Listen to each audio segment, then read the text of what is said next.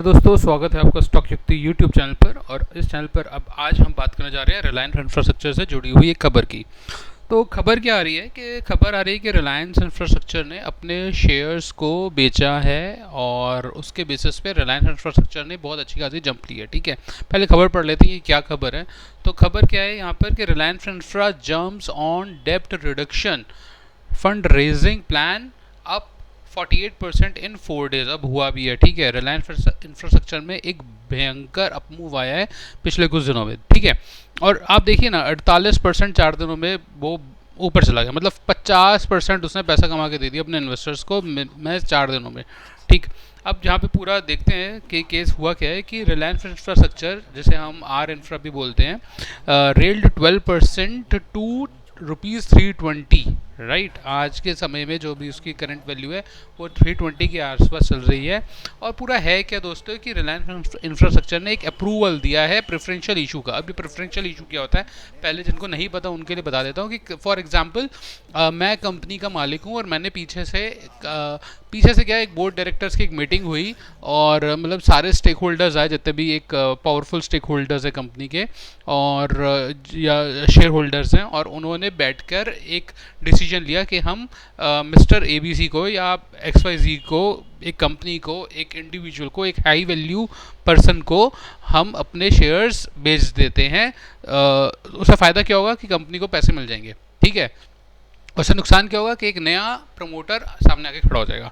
ठीक है, तो ये दो चीज़ें, फ़ायदा क्या है, पैसे मिल जाएंगे, फंड रेज हो जाएगा, और नुकसान क्या है, एक नया प्रमोटर आ जाएगा। तो यूजुअली क्या होता है, एक जेन्युइन लोग होते हैं, जेन्युइन कंपनीज होती हैं, और बहुत सोच समझ के स्क्रूटनाइज्ड कर तरीके से ये समझा जाता है कि ओके, हम इस व्यक्ति को अपना एक शेयर थोड़े से बेच देते हैं। तो क्या किया रिलायंस इंफ्रा ने, 125 मिलियन के आसपास जो शेयर हैं वो 240 रुपये के भाव पर एक पर्टिकुलर ग्रुप ऑफ कंपनी या एक पर्टिकुलर इंडिविजुअल को सेल किया होगा, जिसको प्रेफरेंशियल इशू बोलते हैं, with respect for fund raising of ₹3,000 crore. Right, Reliance infra को 3,000 करोड़ की ज़रूरत होगी और उसके लिए कंपनी ने अपना प्रेफरेंशियल इशू लेकर आई। कंपनी को इससे उम्मीद है कि कंपनी की जो नेटवर्थ है, जो 9,000 करोड़ थी, वो 12,000 करोड़ के आसपास की हो जाएगी। और कंपनी का ये ऑब्जेक्टिव है that company wants to become a net zero. Right, तो ये कंपनी का पूरा ऑब्जेक्टिव है। और तो यही न्यूज़ है जो एक अलग लहजे में दोबारा नीचे समझाई गई है। ठीक है, तो न्यूज़ पे जाने से पहले, चार्ट पे जाने से पहले मैं एक डिस्क्लेमर देना चाहता हूँ कि ये वीडियो जो बनाई जा रही है पूर्णतः एजुकेशन पर्पज़ के लिए है और इसका रियल ट्रेडिंग से कोई औचित्य नहीं है। कृपया करके अगर आप रिलायंस इंफ्रा में कोई भी पोजीशन बनाना चाहते हैं तो अपने वित्तीय सलाहकार का परामर्श अवश्य लें। तो हम डिस्कशन करने से पहले हम रिलायंस इंफ्रा के चार्ट स्क्रीनर पे जाते हैं। राइट, तो स्क्रीनर पे जब हम जाते हैं दोस्तों, तो हम यहाँ पे देखते हैं कि कंपनी जो है वो 12,500 करोड़ की है। मगर एक चीज़ जो बिल्कुल समझ नहीं आती वो ये लगती है कि EPS तो जनरेट ही नहीं करती। EPS तो माइनस में, -30 रुपये, मोटा मोटा। करेक्ट, तो माइनस को अगर P से मल्टीप्लाई करोगे तो एक बड़ा माइनस ही तो आएगा। खैर देखते हैं, P तो जनरेट ही नहीं हो पा रहा होता। और उसके बाद डेप्ट टू इक्विटी अभी भी काफ़ी ज़्यादा है। ROE तो 7% है, बट ROC 7% के आसपास है, मगर ROE कुछ है नहीं। डिविडेंड कंपनी दे नहीं सकती कि EPS ही जब नेगेटिव में है। ठीक है, तो उसके बाद भी दोस्तों अगर आप प्राइस को देखेंगे तो प्राइस जो है वो जूम्ड है। वो तो क्या ही कहने, मतलब अगर पिछले 5 सालों में देखा जाए तो जो 30 रुपये का प्राइस था आज 300 रुपये से ऊपर हो चुका। 10 गुना पैसा 5 साल में बना के दे दिया। ठीक है, कहने का मेरा मतलब है कि किसी ने अगर कोविड के अगर हिसाब से देखा जाए, जब कोविड का फॉल हुआ था अप्रैल के आसपास, तो 11 रुपये का जो पैसा था वो आज 316 रुपये बन चुका है। राइट, तो इसको तो कहते हैं इन्वेस्टिंग, नो डाउट बहुत अच्छी चीज़ है। और उसको भी, कोविड को भी छोड़ो, अगर हम पिछले भी कुछ समय की बात करें कि मई 2024 में ही 162 रुपये 300 रुपये के ऊपर पहुंच चुके हैं, तो लगभग 100% ही रिटर्न है ये तो, है ना। तो खैर देखते हैं। तो इसमें अगर हम नीचे जाएंगे तो यहाँ पर हम देखते हैं कि ROE रिलायंस इंफ्रा का ROE नेगेटिव में है और ROCE 7% में है, जबकि लार्सन का उसके करस्पॉन्डिंग जो एक बहुत ही वैल्यूएबल कंपनी है उसके करस्पॉन्डिंग, तो वो एक जेन्युइन सबको दिखता भी है। ठीक है, प्रमोटर होल्डिंग हालांकि लार्सन में ज़ीरो है, तो अगर प्रमोटर होल्डिंग घटती है, जो कि रिलायंस इंफ्रा ने भी प्रेफरेंशियल इशू बेचकर अपनी प्रमोटर होल्डिंग कम करी होगी ऑब्वियसली, ठीक है, तो यहाँ पे भी प्रमोटर होल्डिंग 16.5% की है, जो मेरे ख्याल से अब कम हो गई होगी और ठीक। तो ये तो फिलहाल कंपनी का रिलायंस इंफ्रा का फंडामेंटल बन रहा है, और फेयर वैल्यू का मतलब बनता नहीं है क्योंकि ईपीएस जो है नेगेटिव में ही है, ठीक है, तो जो कुछ भी है ये सब फ्रॉथ ही लग रही होती है। अब इसका चार्ट पर आते हैं, चार्ट पर अच्छा ये निफ्टी का चार्ट है, हमने पहले निफ्टी की एक प्रेडिक्शन की थी, तो दोस्तों देखिए हमने निफ्टी की प्रेडिक्शन की थी, और निफ्टी को जब भी मैं देखता हूँ वो 30 मिनट्स के चार्ट पर देखता हूँ, ठीक है, तो 30 मिनट के अगर हिसाब से अगर मैं निफ्टी को देखूँ, मैं बीच में आ गया हूँ, 5 मिनट लेते हैं, देखते हैं कि क्या रहा निफ्टी का। हालांकि मैं निफ्टी और इंट्राडे में ज़्यादा इंटरेस्टेड रहता नहीं हूँ, तो यहाँ पे अगर हम निफ्टी देखें तो हमने अपनी पिछली वीडियो में भी आप देख सकते हैं, हमने कहा था ये एक जोन बनाया था, सेल जोन, और कहा था कि यहाँ से सेलिंग आ सकती है 28 तारीख को। 28 तारीख का मतलब है यहाँ पे देखिए लिखा हुआ है 28 तारीख को ये सेल जोन बनाया गया, तो 28 तारीख यही होगी, 28 तारीख है ना, तो 28 तारीख को यहाँ पर हमने कहा था। उसके बाद थोड़ा ऊपर गया नो डाउट, मगर सेलिंग तो आई है, ठीक है। और आजकल क्या चल रहा है ना, कुछ कहना बड़ा मुश्किल हो रहा है, मतलब सब कुछ भाग ही जा रहा है।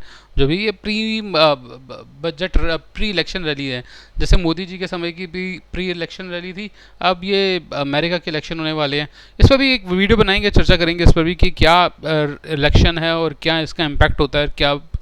देखिए एक छोटी सी बात मैं बताना चाहूँगा कि मेरे को ऐसा लगता है कि जो बाइडेन मार्केट को नीचे जाने ही नहीं देंगे और ट्रंप मार्केट को ऊपर नहीं बढ़ने देना चाहते। अब इन दोनों में से जीतेगा कौन, कैसे पता लगेगा? कि मार्केट के डायरेक्शन से पता लग जाएगा कि कौन जीतने वाला है, ठीक है। अगर मार्केट ऊपर ही ऊपर जाती रहेगी तो यानी कि ट्रंप वीक पड़ रहे हैं, और अगर मार्केट नीचे गिर रही है तो उसका मतलब है कि जो बाइडेन वीक पड़ रहे हैं, ठीक है। तो ये मेरी अपनी सोच है, मेरी अपनी थॉट प्रोसेस है, ठीक है।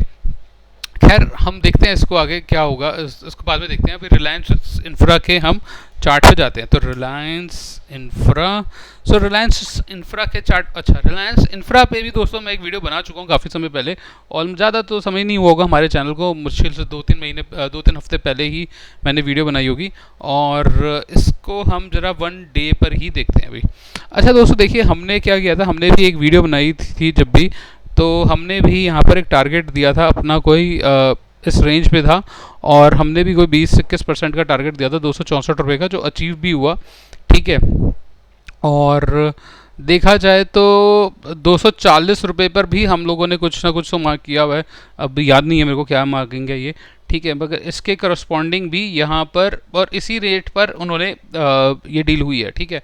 और यहाँ पर हमने एक सेल जोन डिज़ाइन किया था कि ये एक सेल जोन लगता है, और आप देख सकते हैं कि यहाँ पर एक बियरिश कैंडल बनी हुई है, हालांकि उसके बाद बुलिश गई है, तो ये XYZ फैक्टर्स हैं, चलते ही रहेंगे, और क्या लगता है अब नए सरे से देखना पड़ेगा। तो इस ड्राइंग को तो मैं एक सेव कर लेता हूँ पहले तो, ठीक है। तो इस ड्राइंग को सेव करने के लिए हम क्या करेंगे, ओपन इन न्यू टैब, बाद में इसको देख लेंगे, और अब मैं क्या कर रहा हूँ, यहाँ से इसको डिलीट कर देता हूँ। ये जो ड्राइंग है ना दोस्तों, ये ड्राइंग भी मैं आपके साथ शेयर कर दूंगा नीचे डिस्क्रिप्शन बॉक्स में, ठीक है। तो इसको मैंने रिमूव कर दिया। अब यहाँ से क्या लगता है, क्या ये ऊपर जाएगा? ओके, मैं अभी RSI को अगर देखते हुए करें तो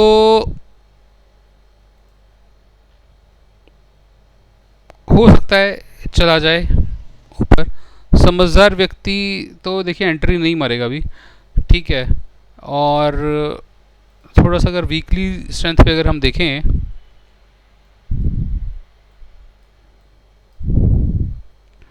अगर मैं वीकली स्ट्रेंथ पे देखूं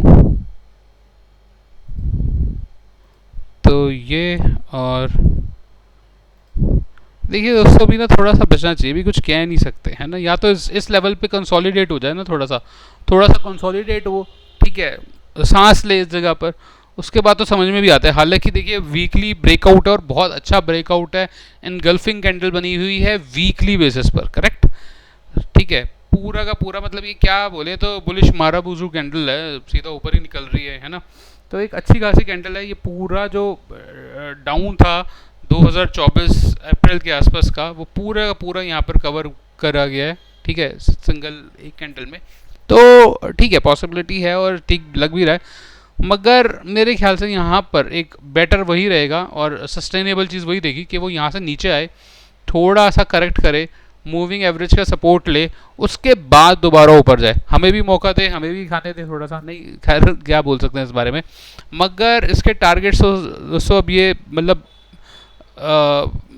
निकल तो गया, बट ना पता है क्या है, ये ना एक ट्रेडिंग बेट ज़्यादा लगती है। क्यों लगती है ट्रेडिंग बेट? मेरे को ट्रेडिंग बेट इसलिए लगती है क्योंकि ना यहाँ पर ईपीएस नेगेटिव है। ईपीएस मतलब एक भी होती ना, 1 रुपये तो होती ईपीएस, कि मैं अगर 324 रुपये का, 320, 316 रुपये का, 300 रुपये का, 250 रुपये का एक शेयर खरीद रहा हूँ, मैं 1 रुपये तो कमाऊंगा मैं।